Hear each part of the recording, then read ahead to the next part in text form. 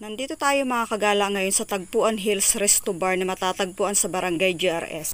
Tayo ay naimbitahan ng aking inaanak dahil first birthday at binyag ng aking apo na si Lance Marcos. Yehey! Happy first birthday sa iyo, Lance, and welcome to the Christian world. Hindi na nga ako mga kagala nakasama pa sa simbahan para masaksihan ang binyag ng aking apo dahil ako ay may alagang bulilit.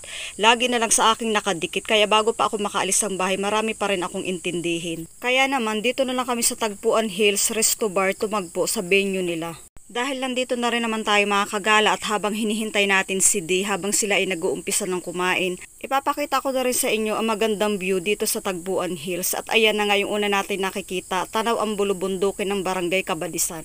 At dito naman mga kagala sa kabila, umpisang tanaw ang highway ay may makikita ka pa rin diyang magandang tanawin.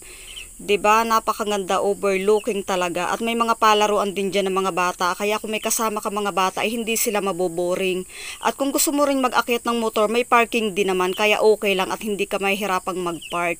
Meron din sila dito mga lamesa para pagdating ng hapon at malilim, pwede kang maupo dyan habang tinatanaw mo ang paglubog ng araw at may mga bahay kubo na rin para dun ka makapagpahinga at makapag-relax-relax.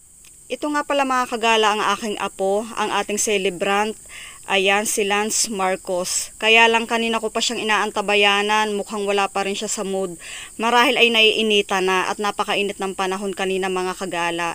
Pero okay lang, hinihintay ko sana siyang magkaroon ng maganda-gandang mood para makapag-picture at makapag-video kami para may souvenir. Pero wala, nag-aalburuto na sa kanyang mama. Kaya okay lang yan mga kagala. Happy birthday sa iyo, Lance. Love, love. Natutuwa naman nga kami mga kagala sa kanilang mag-asawa dahil dito nila piniling mag-celebrate para sa bata. Siyempre, masayang-masaya rin ang mga pamilya nila dahil nagkasama-sama sa hapagkainan ngayon. Ganun na rin ang mga ninong-ninang, malalapit na mga kaibigan, mga pinsan at kung sino-sino pa.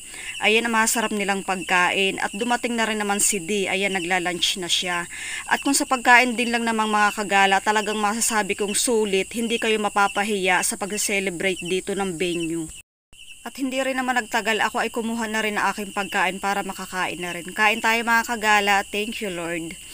At habang kami ay nagkukwentuhan, maya-maya dumating na rin sila Kuya Pete, si Ate Ame. Ayan, mga pinsan namin yan mga kagala, mga tiyahin ng aking inaanak. Talaga lamang kahit minsan lang kami magkita-kita ng ganito at magkakwentuhan, magkasama-sama sa pagkain ay walang kasing saya. Kaya maraming salamat sa inyo aking inaanak para sa pagsiselebrate ng aking apo na maging bahagi kami ngayon ng inyong kasiyahan. Makalipas ang 3 oras ay gumayak na rin kaming pauwi. Ito nga pala yung souvenir na binigay ng aking inaanak na si Maris. Thank you sa inyong mag-asawa Maris and happy birthday ulit sa iyo Lance and welcome to the Christian world. Salamat sa pag-invite and thank you din Tagpuan Hills Resto Bar. Ito nga pala mga kagala yung view na makikita mo dito sa pag-akyat pa lang. So relate ko nang nakunan. At kung naghahanap kayo ng magandang mapapasyalan ay wag nyo itong kalilimutang daanan. O paano mga kagala, hanggang dito ko na lang tatapusin ang maikli kong kwento. Maraming salamat sa inyong pagdaan sa pagtambay at sa oras ang inyong ibinigay.